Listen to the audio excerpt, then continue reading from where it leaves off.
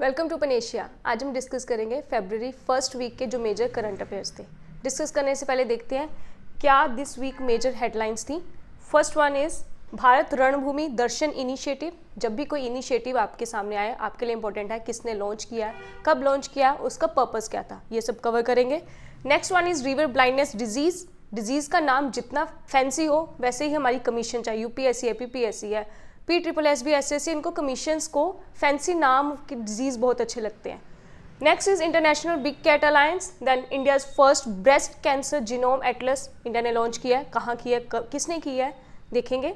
Next Punjab specific this week, क्योंकि अभी Punjab PCS की हम सब प्रिपरेशन कर रहे हैं, उस हिसाब से आपके लिए पंजाब स्पेसिफिक करंट अफेयर्स क्या रहेंगे।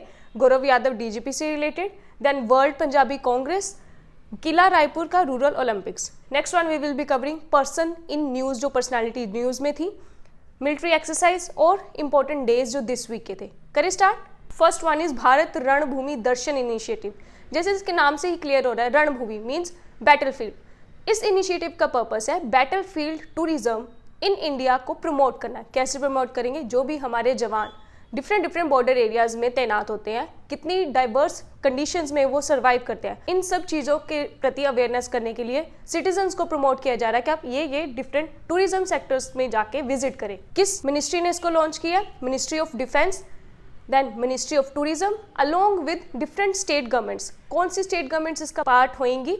जहाँ पे इन साइट्स को लोकेट किया गया। इन साइट्स का नाम भी क्या रखा गया है? शौर्य गंतव्य साइट्स। पूरे इंडिया में टोटल 77 साइट्स को आइडेंटिफाई किया गया है। आपके लिए 77 साइट्स अगर याद नहीं होती तो मिनिमम ये याद करना जरूरी होगा कि सबसे ज्यादा कहाँ पर है, it is in Arunachal Pradesh. कितनी? अराउंड 21 ये नंबर। उसके अलावा सबसे कम कौन सी स्टेट में? इन हिमाचल प्रदेश। हिमाचल प्रदेश में कम कितनी है? 4 इन नंबर। इसके अलावा जैसे हम पंजाब के अगर पेपर की बात करें तो आपसे पूछा जाएगा कि भारतीय गवर्नमेंट द्वारा एक भारत रणभूमि इनिशिएटिव लॉन्च किया गया, उसमें से पंजाब स्टेट में कितनी साइट्स को आइडेंटिफाई किया गया? नन। अपार्ट फ्रॉम कि हमारा पंजाब की participation in the military sector बहुत अच्छी रहती है, फिर भी हमारे यहाँ पे गंतव्य साइट्स कोई नहीं है। डन। नेक्स्ट इसी में आपके लिए इंपॉर्टेंट रहेगा भारत रणभूमि ऐप। इस इनिशिएटिव में एक डिजिटल प्लेटफॉर्म को लॉन्च किया गया है, भारत रणभूमि ऐप। कब लॉन्च किया गया था? आर्मी डे में। आर्मी डे हम कब मनाते हैं? ऑन 15 जनवरी। इस साल 15 जनवरी 2025 को हमारा 77th आर्मी डे सेलिब्रेट किया गया था। Done. Next one is river blindness disease. पहले तो इसका एक्चुअल नाम क्या होगा? रिवर ब्लाइंडनेस डिजीज का नाम है ओन्कोसर्कियोसिस। ओन्कोसर्कियोसिस एक डिजीज वॉर्म से होता है और ये वॉर्म की 3 खास बातें आपको याद करनी चाहिए। फर्स्ट वन, इनकी आइडियोलॉजी है फीमेल फर्स्ट। फीमेल फर्स्ट का मतलब है यहाँ ये जो वॉर्म है सिर्फ फीमेल ब्लैक फ्लाई की वजह से इन्फेक्ट होता है। सेकंड, इसका फेवरेट कलर है ब्लू। मींस अगर 2 पर्सन खड़े हैं, एक ने व्हाइट कलर के कपड़े पहने हैं, दूसरे ने डार्कर शेड का पहना है, किसको पहले प्रेफर करेगा? ब्लैक कलर वाले को। देन थर्ड, नॉर्मली हम सुनते हैं कि जो मक्खियाँ, मच्छर होते हैं, इंसेक्ट्स होते हैं, ये सब स्टेगनेंट वाटर में मिलते हैं, बट इस डिजीज़ का जो भी इन्फेक्टेड ब्लैक फ्लाई है वो प्रेफरेबल क्या करता है? Flowing water. रिवर के फ्लोइंग वाटर में इनको सबसे ज़्यादा पाया जाता है। डिजीज का नाम और उसका अदर नेम इंपॉर्टेंट है। सिमिलरली अभी न्यूज़ में किस वजह से था? नाइजीर, जो कि एक कंट्री है in Africa continent, it became the first in Africa and 5th in the world to eliminate this disease. और ये कौन डिक्लेयर करता है? WHO, that is World Health Organisation. PPSC के 2020 क्वेश्चन में, प्रीवियस ईयर में ऐसा ही सिमिलर एक क्वेश्चन पूछा गया था कि पोलियो फ्री रिसेंटली WHO ने 2 कंट्रीज को किया, उन दोनों कंट्रीज के नाम पूछे गए थे। उस हिसाब से अगर हम PYQ से थोड़ा सा एक्सपेक्ट करें क्वेश्चंस आगे आने वाले ईयर्स के लिए, तो it would be a prospective question. Worm का नाम इंपॉर्टेंट है और इसके जो चांसेस है, ट्रांसमिशन सबसे ज्यादा कहाँ पर होती है? 99% in Africa and Yemen region. बाकी 1% कहाँ पर होता है? In the border area of North America and South America. Okay, हमने अभी डिस्कस किया 5th इन द वर्ल्ड, तो बाकी 4 कंट्रीज के नाम भी हमारे लिए इंपॉर्टेंट है। These are Mexico, Ecuador, Guatemala and Colombia. ये चारों के चारों कहाँ पर है? In the Latin America. Okay, इसका थोड़ा सा ट्रांसमिशन समझे तो ये डिजीज जब भी होता है इसका इम्पैक्ट सिम्टम्स क्या होते हैं? स्किन और आई डिजीज है, जिसके बिल्कुल एक्सट्रीम चांसेस में क्या हो जाती है? Permanent blindness. और इंडिया में अभी तक 2011 में ही इसके केसेस देखे गए थे। कौन से रीजन में? नॉर्थ ईस्टर्न इंडिया में, पर्टिकुलरली असम में इसके केसेस देखे गए थे। अभी फिलहाल न्यूज़ में किस वजह से है कि नाइजर ने इसको एलिमिनेट कर दिया। चलिए आगे। Next one is international big cat alliance. 2019 में प्राइम मिनिस्टर ऑफ इंडिया द्वारा एक मुहिम लॉन्च की जाती है कि जो हमारी 7 big cat species in the world है, उनकी प्रोटेक्शन और कंजर्वेशन के लिए एक इंटरनेशनल अलायंस बनानी चाहिए। कौन सी 7 बिग कैट स्पीशीज है, उनके नाम are mentioned here. Tiger, lion, leopard, snow leopard, cheetah, jaguar and puma. इन 7 में से हमारे इंडिया में सिर्फ 5 पाई जाती हैं। Jaguar and Puma is not in existence on the Indian land. तो अभी जो इंटरनेशनल बिग कैट अलायंस जो 2019 में प्राइम मिनिस्टर ऑफ इंडिया द्वारा मुहिम चलाई गई थी, उसमें conservation of the 7 big cat species की बात की जाती है। उनके प्रति जो भी टेक्नोलॉजी शेयरिंग है डिफरेंट कंट्रीज़ के साथ, उस एग्रीमेंट के अंदर साइन किया जाता है। अभी रिसेंटली इंडिया ने इसको साइन एंड रेटिफाई किया।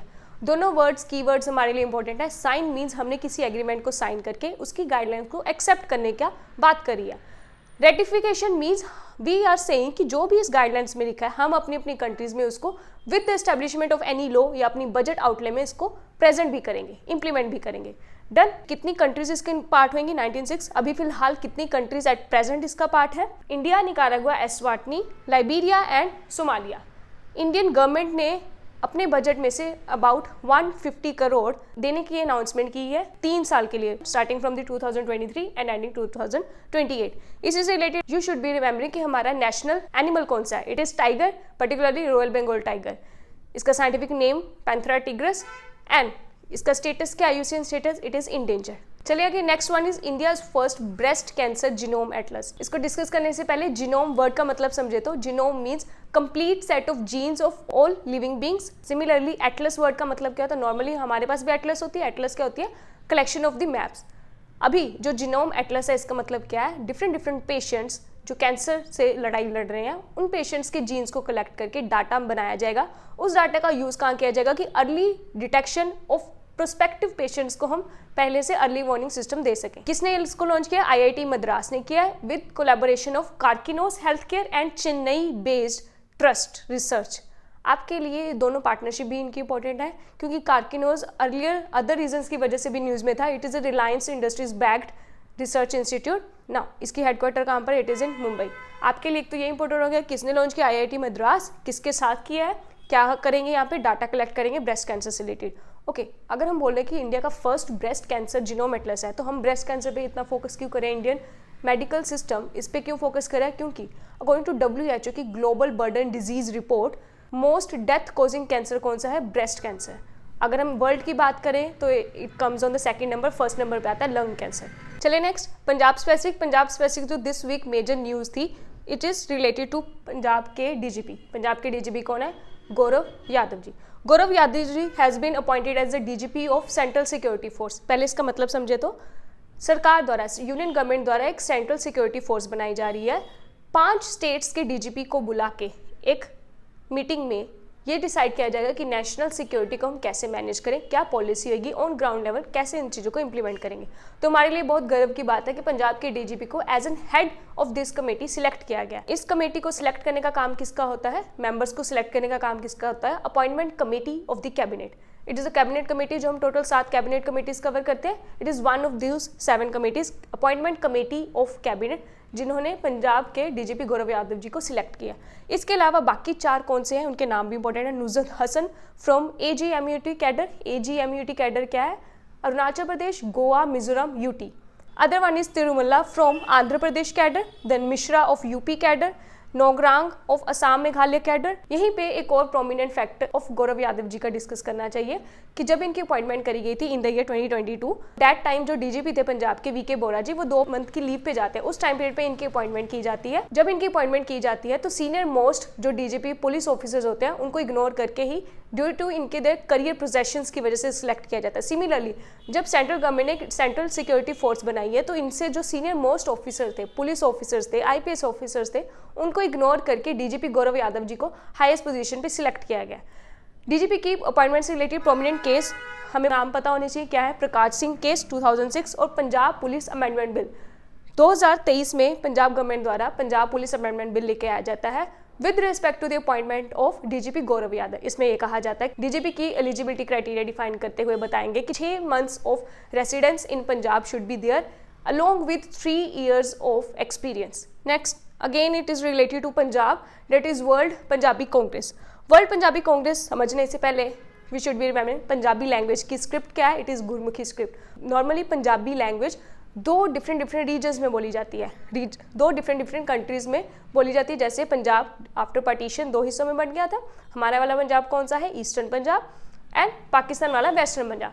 वेस्टर्न पंजाब में जो पंजाबी की स्क्रिप्ट है इट इज़ शाहमुखी स्क्रिप्ट, और हमारे इंडियन पंजाब में it is Gurmukhi script. World level पे Punjabi language is the 13th most spoken language. अगर हम इंडिया में बात करें तो इंडिया के ऑफिशियल शेड्यूल लैंग्वेजेस जो कि शेड्यूल 8 में मेंशन है, वहाँ पे 22 लैंग्वेजेस जब ओरिजिनल हमारे कॉन्स्टिट्यूशन में लिखी गई थी इन द ईयर 1950, तो पंजाबी लैंग्वेज को ओरिजिनली वहीं ऐड किया गया था।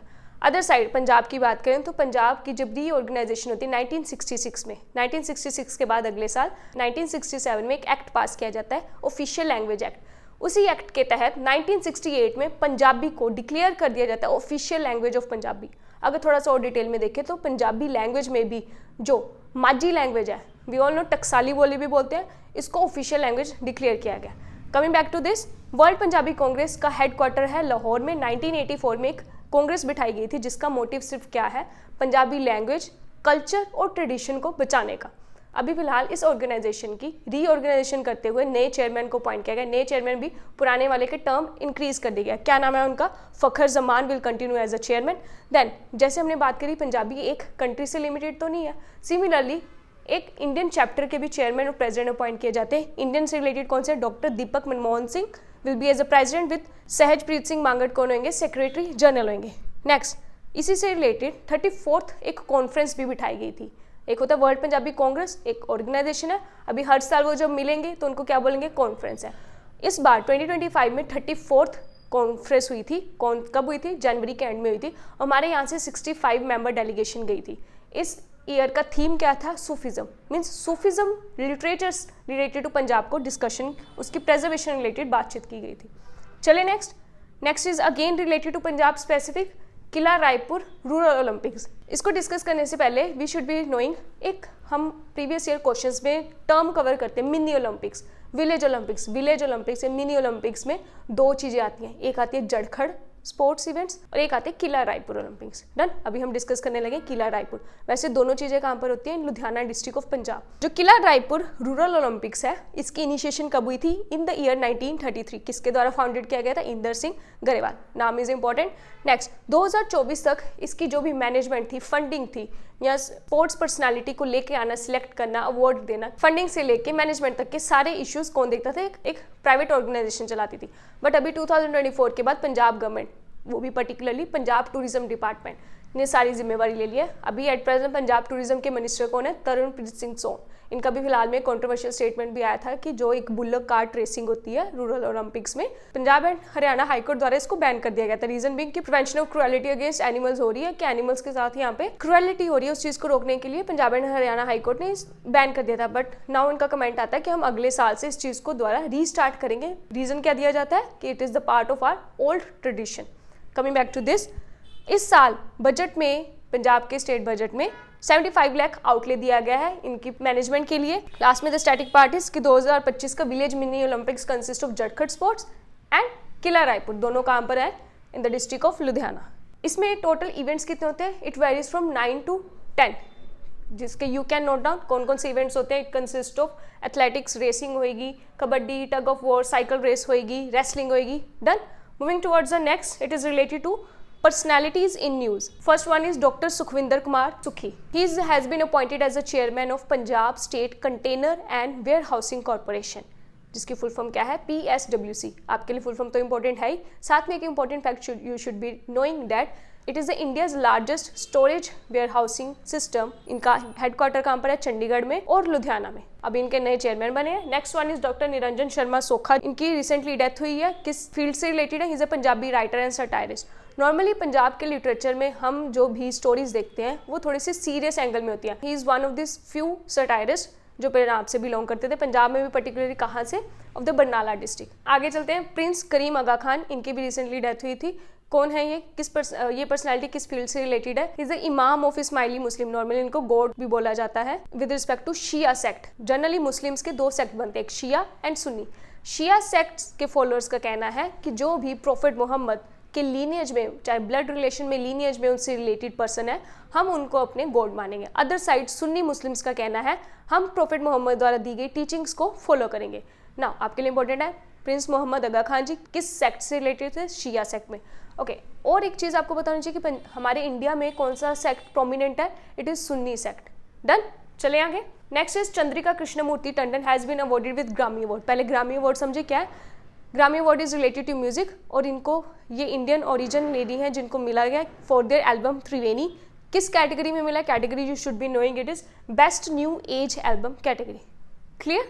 चले आगे। नेक्स्ट इज मिलिट्री एक्सरसाइज जो दिस वीक न्यूज में थी। First one is Tropex 25। Tropex 25 जब भी आपके सामने मिलिट्री एक्सरसाइज आए तो आपके लिए क्या इंपॉर्टेंट है? एक तो किस दो कंट्रीज के बीच में हो रही है, कौन सी आर्म्ड फोर्सेज है और लोकेशन क्या है। फर्स्ट वन इज ट्रोपेक्स 25 किसके बीच में होती है? पहले इसका फैक्ट जान ले। Indian navy's largest biennial exercise किसके बीच में होती है? इंडियन आर्म्ड फोर्सेज के बीच में। पर्टिकुलरली अगर नाम गिने तो army, navy, air force and Indian coast guard. अभी इस साल 2025 वाली नॉर्मली कहाँ होगी? इंडियन ओशन रीजन में। Next is Ekuverin exercise. Ekuverin exercise is a bilateral exercise. Bilateral means दो कंट्रीज के बीच में होती है। First one is India and second is Maldives. In the year 2025 Ekuverin exercise has been held at Maafilaafushi जो कि कहाँ पर है? मालदीव्स में। चले आगे। Next is Amphex 2025। It is a India's largest trilateral exercise. Trilateral means कौन सी तीनों आर्म्ड फोर्सेज आएंगी? Army, navy and air force. कहाँ हुई है इस साल? In Karwar, that is in Karnataka. Moving towards the next is the important days of this week. First one is February 1st। February 1st is celebrated as Indian coast guard day. Indian coast guard day का जो theme है you should be knowing is we protect. अभी इस साल 49th day celebrate किया गया है और इनकी एस्टेब्लिशमेंट कब हुई थी? इन the year 1977। Next is 2 February को सेलिब्रेट किया जाता है वर्ल्ड वेटलैंड डे। कौन अनाउंस करता है इसको? Ramsar convention. रामसर कन्वेंशन जो कि 1971 में वेटलैंड्स की प्रोटेक्शन के लिए in the country of Iran establish की गई थी। दिस ईयर्स का थीम क्या था? Protecting wetlands for our common future. Next is 4 February को सेलिब्रेट किया जाता है world cancer day. Theme is important, united by unique. कौन देता है? आपके लिए organisation, you should be knowing. Normally ये इसका एक्सट्रीम फैक्ट है, हमारे अकॉर्डिंग WHO सबसे बड़ी अथॉरिटी होती है in the respect of health sector. But जो world cancer day it is announced by UICC, that is union for international cancer control. UICC का हेडक्वार्टर कहाँ पर है? It is in Geneva, Switzerland. Similarly you should be knowing कि UICC का member India भी है। Done we have covered this week's current affairs. Okay, thank you.